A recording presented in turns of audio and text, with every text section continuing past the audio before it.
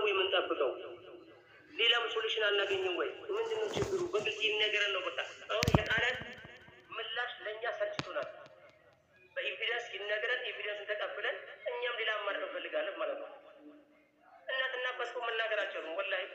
እንደው እኛ እነሱን ትሬት ለማድረግ አንዳንዴ እንዋሻቸዋለን። ሀቁ ስንነግራቸው እናትና አባት ለማዘርና ፋዘር እንዋሻቸዋለን። ምክንያቱም ፋዘርም ሳይኮ በጣም ጫፍ ላይ ነው ያለው። ጥሩ ነው ወይ ይሳካለን፣ አብሽር እያል ነው እየፎከር ነው ያለው ለፋዘር። ግን ሲደጋገም ውሸት እውነት ይመስላል እንደሚባለው ነው። ስለዚህ አሁን የተጣራ መረጃ ይሰጠን።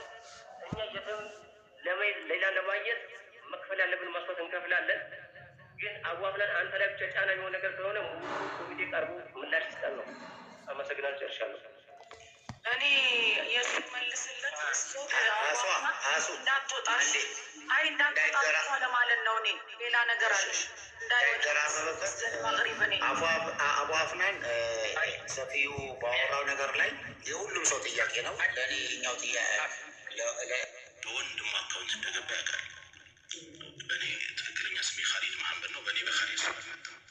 ወንድም ካሊድ አልመጣም። በተስፋ ያደርገው አልመጣም። ዋቴበር በሁላችንም ስም አልመጣም። የግል ጥላቻ ያለበት ደግሞ ሌላም ነገር ሊል ይችላል። ግን ኮሚቴዎቹ እነማን ናቸው? ስንት ናቸው? ማን ነው ስማቸው? ለምን አይመጡም? ለምን አይገቡም? እኛ ወረዳ አስተባባሪዎች ነን። አስተባብረን በእናት አባቱ አካውንት ገብቷል። ያ ገንዘብ ከገባ በኋላ የሚመለከተው ኮሚቴዎቹ ናቸው። ኮሚቴዎቹ ለምን አይመጡም? እነማን ናቸው? ለምን አቡ አፍናን አይመጣም?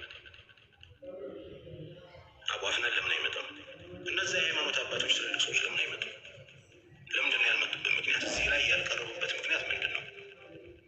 ያው ሰው እኛ ሚዲያ ላይ ስላለን እኛ ሰዎችን ስለምንረዳ የተሻለ ነገር ላይም ስንሆን ነገሮችን ለማሰበብ ስለሚመች ለመምታትም ስለሚመችኛ ኮሚቴዎቹ ለምን መጥቶ አይናገሩ? ለምን ስማቸው አይገለጽም? ለምንድን ነው የተፈራችኋቸው? ኦልሬዲ የሌላ ጉዳይ እንደኔ ይቅርታ አድርጎልኝና እንደው ያከተመ ጉዳይ ነው ብዬ ነው የማስበው። ምክንያቱም እኔም እዚህ ያለው ግሩፕም ሰውን አሳምነን ነው ገንዘብ ያመጣ ነው። ምን ብለን ያመጣ ነው? እውነት እናውራ ከተባለ በ3 ወር ውስጥ ገንዘቡ ከተሟላላት ወር ደግሞ በ2 ወር ውስጥ ገንዘቡ ከተሟላላት ትፈታለች ብለናቸው ነው። ሰው የሌላ ገንዘብ ሲዋጣ እኮ አቧሚራ የምሰጠው የለኝም።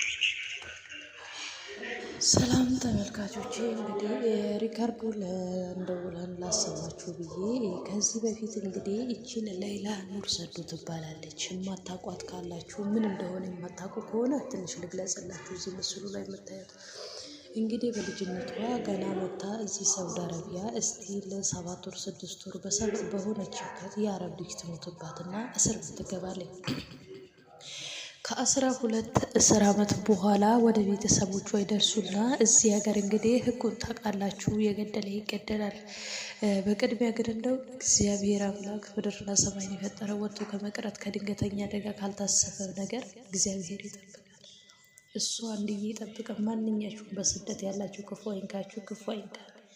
በእውነት በጣም የሚዘገን ነው። እቺ እህታችን እንግዲህ በዛ ሰዓት ለምንድን ነው ልጁን የገደልሹ ስትባል አነማፊ ማሉም አነመጁ ነው ወይ ደግሞ እንደድ ነው ተከል አይደለም የሚል ምላሽ ነበር የሰጠችው። እቺ ልጅ እንግዲህ እንደማንኛውም ኢትዮጵያዊ ራሴን እቀይራለሁ ለውጣለሁ ብላ ነበረ። በጣም የሚያሳዝን ሁኔታ ክስተት ሆነ። ከዛ በኋላ ቤተሰቦቹ የሞት ፍርድ የሟች ቤተሰብ ምንድን ነው የሚለው ፍቃደኛ ከሆኑ በቃ ሟቹ የሞተችው ስላለ ሕፃኗ ሞታለች ወደ ገንዘብ ይቀይሩና ይስጡን፣ ገንዘቡን ከወሰነ ልጅቷ በሰላም ትሰናበታለች የሚል ነበረ መልእክት የሰጡት። ከዛ በኋላ ምን ያደርጋሉ? ገንዘብ በኢትዮጵያ ወደ 60 ሚሊዮን ብር፣ በዚህ በሳውዲ አረቢያ 2 ሚሊዮን ሪያል ማለት ነው ሲባል እንግዲህ ይህን ብር እንግዲህ የኢትዮጵያ ኑሮ ታውቁታላችሁ። ቤተሰብ መክፈል አይችልም። የኢትዮጵያ ሕዝብ በሙሉ ድፍን ማለት ይችላል ከሰሜን ከደቡብ ከምዕራብ ሳይባል ይሄ ገንዘብ ተሰብስቦ እንደ እግዚአብሔር ፍቃድ ሞልቷል ተብሎ በቃ ብቻ ያላዋጣል ብዬ አላስብም። እሷንም ይሄን እንደማታውቁ ይሄ ችግር ነው የደረሰባት። ከዛ በኋላ ገንዘቡ ገቢ ሆኗል። ኮሚቴዎቹ ገቢ አድርገዋል። መቼ? የዛሬ 2 ዓመት። እንግዲህ ገቢ ከሆነ ያለፈው ረመዳን ነበረ፣ እሱም አልፎ ይሄ ሁለተኛ ረመዳን መጣ ትለቀቃለች ከተባለ። አሁን ላይ ግን ነገሩ አሳሳቢ ሆኖ ገንዘቡም ገቢ ሆኗል ከተባለ አልወሰዱ ማለት ነው። ልጅቷ አልተፈታችም፣ እዛው ስር ላይ ያለችው እና ከዛ በኋላ ይሄንን ካደረጉ በኋላ ገንዘቡን ገቢ ሆኗል ብለዋል። ግን እስካሁን ፍንጭ የለም። ከዛ በኋላ በጣም ፍርሃት አደረ ቤተሰብ። ቀን ከቀን በሀሳቡና ገንዘቡንም ወስደዋል። እንዴት አልተፈታችም የሚል እንግዲህ የኢትዮጵያ ሕዝብ ሁሉ ጥያቄ ሆነ። የእናት አባሳቱን ይቺ ልጅ ሕዝብ ናት እና ሁላችሁም እንግዲህ ጸሎት አድርጉላት። በእውነት በጣም ያሳዝናል፣ እጅግ ልብ ይሰብራል። በስደት እና እናት አባትን አይቶ ያላለቀሰ አለ ብዬ አላስብም። በዛ ሰዓት ምናልባት ማታውቁት ከሆነ እንጂ በጣም ከባድ ነው እና ውድ ሀገሬ ልጆች በምትችሉት ሁሉ ዱዓም ጸሎትም አርጉላት። በሰላም እንግዲህ ተፈታ ወደ ኢትዮጵያ እንድትሄድ እና ይሄ ተፈጥሮ እስካሁን ዝም ተብሏል። እኔ ገንዘብ ወስደው ምን ሊያደርጉ ነው? ከዚህ በኋላ እንግዲህ አፉ ተብላለች፣ ተፈታ ወደ ብቻ ተለቃለች ተብሎ ነበረ። እግዚአብሔር ከድንገተኛ ክስተት አደጋ ፈጣሪ ጠብቀን። ቸር ሰንብቱ።